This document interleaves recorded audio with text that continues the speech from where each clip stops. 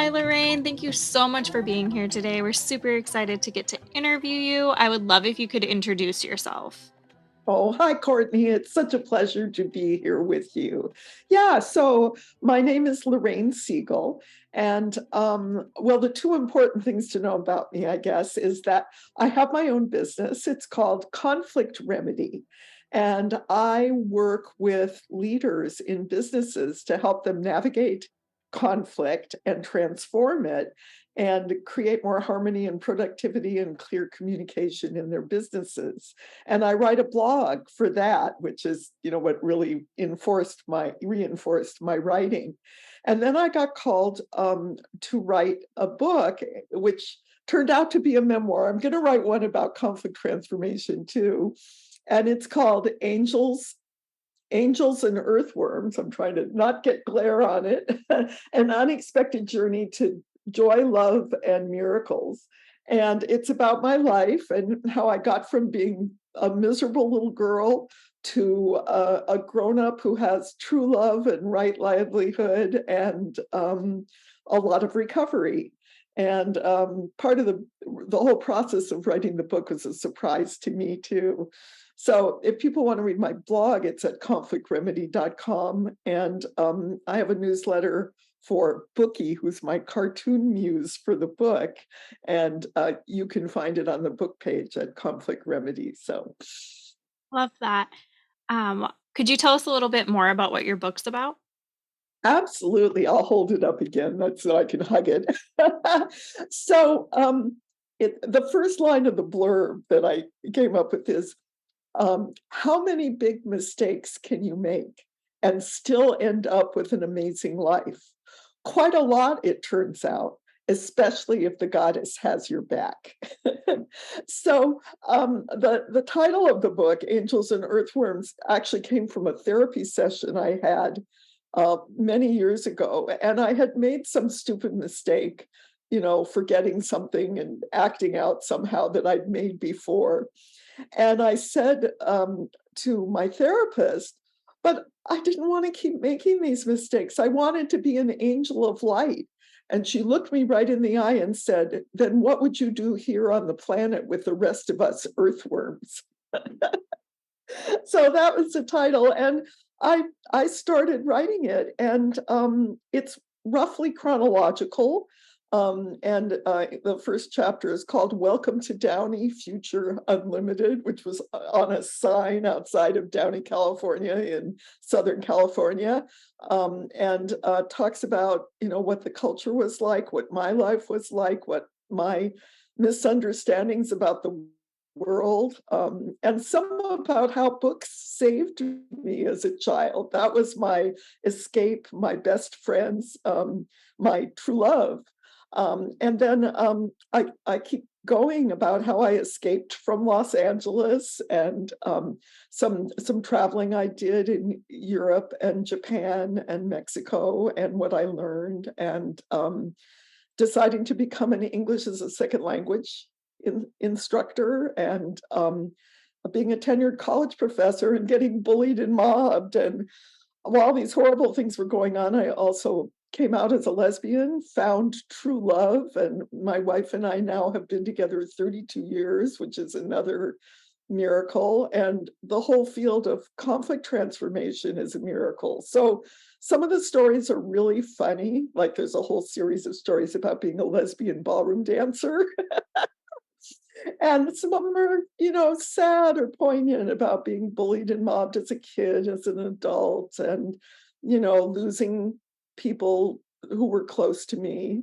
But it's a very life affirming book, and I'd much rather laugh than cry, and that shows in the memoir. Love that. That's so amazing. What inspired you to write your book? Oh, well, I meditate and I do little self-guided visualizations and talk to the goddess, and who's my window into the divine. And I was doing this one day, and all of a sudden, this little being popped into my inner landscape. and he looked like a cartoon character from the 1930s.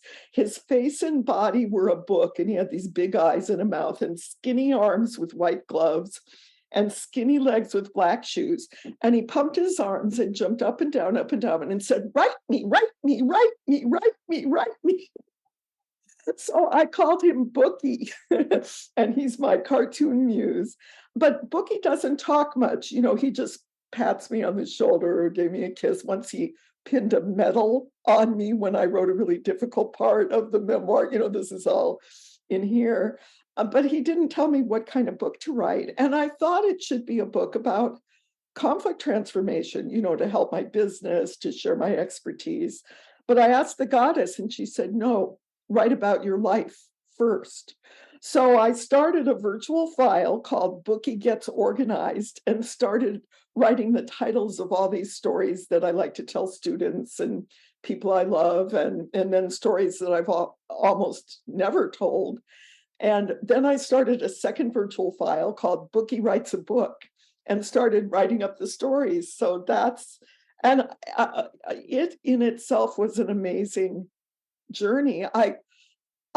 It made me look at my life differently after I had finished. And that was a great gift, even before I got it published.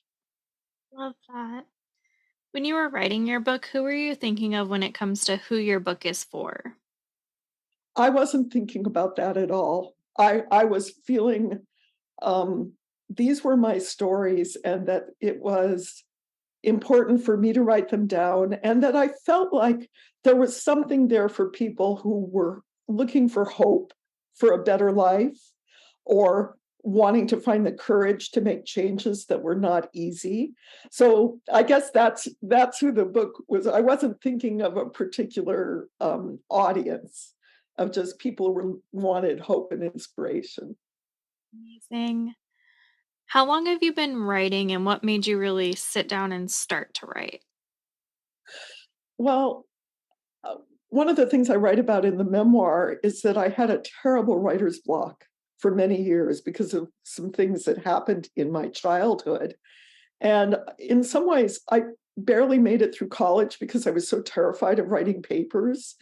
And then after I'd graduated and I got into therapy to help me heal, I started keeping a journal. So of what I was learning and what was changing for me, because I didn't want to forget it. And that got me started. And it really helped break up the writer's block enough that I was able to go back to school, to graduate school, and eventually write my papers. And then when I started my business, Conflict Remedy, I at that time, this was in 2009, the big thing was blogs. That was I mean, there's always something that's like the key to success, and it really isn't. But so everyone said, write a blog. So purely for my business, I started writing this blog, and I loved it. I loved having a bully pulpit to share my ideas. And I was a good writer. I mean, when I started, it took me 5 times as long to write something as it does now, but it was good from the very beginning. I can still go back and read those early posts and feel good about what I wrote. And even though those are short, 400 or 500 words, it gave me a lot more confidence to be able to write. And it was still scary to think of writing a whole book, but that's how I got started. Love that. What is your schedule like when you are writing a book? I'm not one of those people who I know people who they have a set word count for the day. And I've never done that. I've never tried to write every day, but I try to give myself blocks of time. And what I've been doing that really makes it fun is there's a meetup has this big thing called Shut Up and Write. And I go to some of those groups and I lead one of them on Friday afternoons. And it's just you get to say what your big project is. You get to say what your specific goals are for the day. Then we set a timer, shut up and write. And then we get to say what we got done. And so I part of the memoir, for example, I wrote without that. It was just me. When I had time, I wrote. But I do like having those schedules and those set times. I get inspired by what other people are doing too, and it's encouraging. Amazing. What do you need in your writing space to help you stay focused? Well, I'm blessed that I have an office in my home, so the commute, you can't beat the commute. And it's not used for anything else but my office, so I can close the door. And I have a chair in my computer, and I have a comfy chair if I want to switch. And and my wife is very respectful when I'm in the room with the door closed and I say I'm working or whatever. It's my space. So that helps a lot. And sometimes I have to get through some of my to-do list before my brain is clear enough to be able to write. But I have what I need. Amazing. What is your favorite writing snack or drink? In the morning it's coffee, and in the afternoon it's herb tea. And I don't do snacks actually, because as you would, if you read my memoir, you'll see I have a eating disorder, compulsive overeater. I was like a chocolate addict, and now I have to just do my meals and not do food in between. Oh, what type of books do you personally enjoy reading? What a great question. Well, I do read some memoirs, and books in my field, but mostly I love to read novels, especially science fiction and fantasy novels with some contemporary romance. And I actually, in my Bookie Chronicles newsletter, which is the newsletter for the book, I just started a new feature where I will share some of my favorite books in different categories. I just started doing this. So the first one was Kick Ass Heroines with Heart. So yeah, so I love I actually wrote a blog post about this. It's called A Novel Approach to Building Empathy, because I read an article that said that people who read a lot of novels tend to be more empathic because they've entered into the lives and worldview and situation of so many different people. And I love that. So what I wrote in the blog post was, I'm not just reading novels, I'm doing research for my business. Yeah, and I took the week off between I took a week off for holidays, and my favorite thing to do is all the novels I've got queued up to start reading them. Love that. Are there any books or authors that inspired you to become a writer? Oh, well, when people write beautifully, it always inspires me. But I have to say, there's a few people. Well, Anne Lamott, she wrote a book called Bird by Bird, and there's this passage in it about, um, uh, expletive first drafts, butt in chair. And that was so inspiring to me. And Brene Brown has this thing that she quoted from Theodore Roosevelt about the man in the arena, and how people on that was really helpful for when I was getting the book published, and people were giving me all kinds of advice that didn't fit. And so I find that inspiring. And oh I oh, it seems like I'm missing something, but I can't think of it right now. Worries. What type of books did you grow up reading, and did you have an all-time favorite?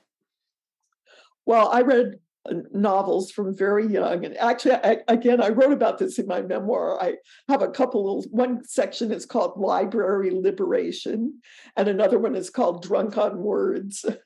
So, as you know, I can't even remember learning to read it, and I started. We lived in a small town, and when I got old enough to go to the library, first I read my way through the children's section, then the young adult section. Then I started on the adult section when I was 11, and I had no idea. I would just collect whatever, I think it was 12 books. I read, silly, trashy books and amazing classics. It was all okay with me.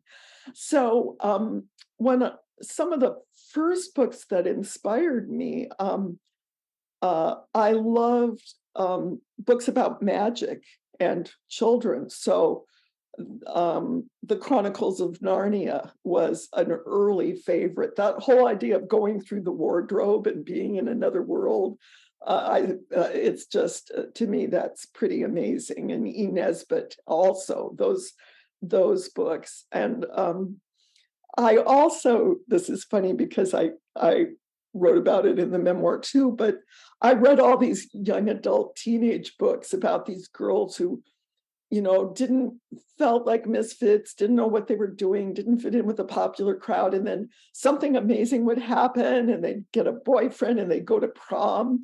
And I absolutely believed it was going to happen to me until I set foot on my high school campus for the first time. And I thought, oh no, it's like middle school, only the kids are bigger.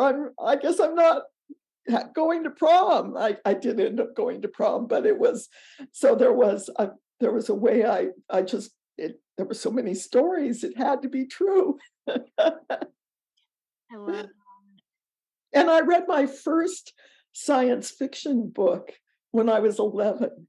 And there was something about, traveling into space, going different places, different cultures bumping up against each other. I love that. So, and then now I only want to read mostly about female protagonists because there have been so many men and I've read so many men. So, love that. On the other side of that, as an adult, do you have a favorite series or author that if something comes out, you're gonna automatically grab it? well, one of my current favorites is the Mercy Thompson series by Patricia Briggs. I mentioned her in my Kick-Ass Heroines with Heart. She's a shape-shifting coyote who's in a relationship with a hot werewolf, and she's a martial artist and a VW mechanic, and there's vampires and fae and everything, and she's always on the side of right and very brave and loving. Love that. So I also really love, although I was a little disappointed in the third of the trilogy, Naomi Novik. I didn't like her series about the Napoleonic War with dragons. But she's written a couple stories where she reimagined Eastern European folk tales. One was called Uprooted, and the other was called Spinning Silver. And she did it so well. She writes so well. And then she did this other series called The Scholomance, and I was completely taken with the main character who was a misfit and very smart. And as I said in my newsletter, she had incredible natural ability as an evil sorceress, but she was determined to use her powers for good. Love that. What would you tell someone just starting out with reading again? The important thing is to find things you like and find the way to read that you like. You can listen, you can e-read, you can whatever works for you. If you need to walk while you're reading, or the important thing is that I want for everyone reading not to be a should, but a source of delight, a way to learn things, a way to be entertained, a way to use your imagination. That's so much fun. That. On the other side of that, what would you tell someone just starting to write their own book? Take a deep breath. And don't listen to the inner critic or outer voices. Um, don't listen to all the shoulds about how you're supposed to write or how you're supposed to organize it or what you're supposed to write. Be still and then write what comes to you. And you can always shape it, change it, repurpose it later.